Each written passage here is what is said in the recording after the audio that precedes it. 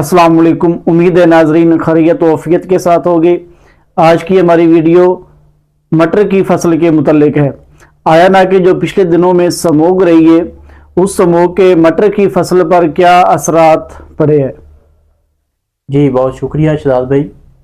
जिस तरह के तमाम काश्तकार और ज़मींदार हजरात जानते हैं कि इस साल जो है मटर की काश्त जो है वो बहुत ज़्यादा हुई। मेरे जैसे बहुत सारे एग्रेरियन भाई वक्तन फ़वक्तन जो है वो काश्तकारों को रोकते रहे कि इतनी ज़्यादा जो अगेती काश्त आप मटर की कर रहे हैं ये ना करें, लेकिन वो उन्होंने हमारी सुनी ना सुनी जो है वो ये कर दी। उसका नतीजा क्या निकला कि अगेते मटर जितने भी काश्त हुए थे वो राउंड अबाउट 60 to 70% जो हैं वो बिल्कुल ही तबाह हो चुके हैं। उनकी फलियां जो है वो मैच्योर हुई और फिर जो है गिर गई।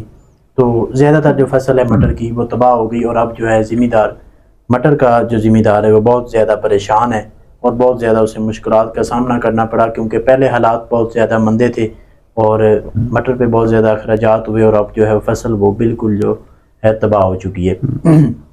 मटर की फसल जो है इसे मैंने 3 बेल्ट में तकसीम किया है। हमारा पहला बेल्ट है चनियोट, फैसलाबाद और टोबा टेक सिंह। जिस तरह दीपालपुर को आलूओं का शहर कहा जाता है, इसी तरह चनियोट जो है वो मटरों का शहर कहलाया जाता है। यहाँ पे जो है बहुत ज़्यादा अक्सरियत में जो है वो मटर काश्त होते हैं। तो वहाँ पे अगेती काश्त जो है वो आलमोस्ट अक्टूबर के पहले हफ्ते से शुरू हो गई और बहुत ज़्यादा काश्त हुई, जो कि अब जो है वो 60 to 70% जो है फसल बिल्कुल वहाँ की तबाह हो चुकी है। जो अगेते मटर काश्त हुए वो ज़्यादातर जो है वो तबाह, क्योंकि स्मोक जो है बहुत ज़्यादा पड़ी पिछले दिनों। 12 से 14 दिन जो है वो स्मोक पड़ती रही और जो पौधे का फोटोसिंथेसिस था वो बिल्कुल ही काम करना जो है वो छोड़ गया और पौधा बिल्कुल अब इस टाइम तबाह हो चुका है, जिससे ज़िम्मेदार जो है वो बहुत ज़्यादा परेशान है।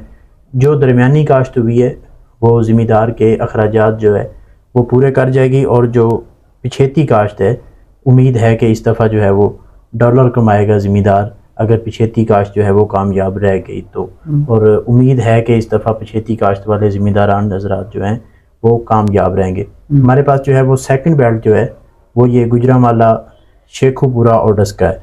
वहाँ पे इतनी ज़्यादा अगेती काश्त नहीं हुई। वहाँ पे मिडल काश्त जो है वो दरमियानी काश्त वो बहुत ज़्यादा हुई है, जिससे जो है वो ज़िम्मेदार ना ज़्यादा फ़ायदा मंद साबित होगा और ना ज़्यादा नुकसान में जाएगा।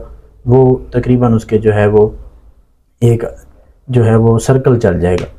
थर्ड जो हमारा बेल्ट है वो ये बेल्ट है साहिवाल, कामों की और अपना उकाड़ा, दीपालपुर और आरिफ वाला, बुरे वाला, ये वाला जो है ये बेल्ट, ये हमारा थर्ड बेल्ट है। यहाँ पे भी जो ज़्यादातर काश्त है वो अगेती नहीं हुई है, अगर हुई भी है तो बहुत थोड़ी काश्त अगेती हुई है। ज़्यादातर काश्त जो है वो दरमियानी हुई है और दरमियानी काश्त वाला ज़िम्मेदार हम आपको पहले बता चुके हैं कि वो इस दफ़ा जो है वो अपना सर धो लेगा। बाकी इतने ज़्यादा ना वो कोई नफ़े में जाएगा और ना ज़्यादा कोई नुकसान में जाएगा। तो इससे पता क्या चला कि जिन लोगों ने बहुत ज़्यादा शुरू में काश्त कर ली है वो जो है ज़िम्मेदार वो इस दफ़ा बहुत ज़्यादा नुकसान में जाएगा। जी, तो आने वाले दिनों में मार्केट में मटर का क्या रेट किसान को मिल सकता है। जी, ये तमाम किसान हजरात मुझसे बहुत अच्छी तरह ज़्यादा वाकिफ़ हैं, जानते भी हैं कि मार्केट में जिस चीज़ की ज़्यादती होगी, बहुत ज़्यादा मार्केट में अवेल होगी, उसका रेट जो है वो ऑटोमेटिक जो है वो गिर जाएगा।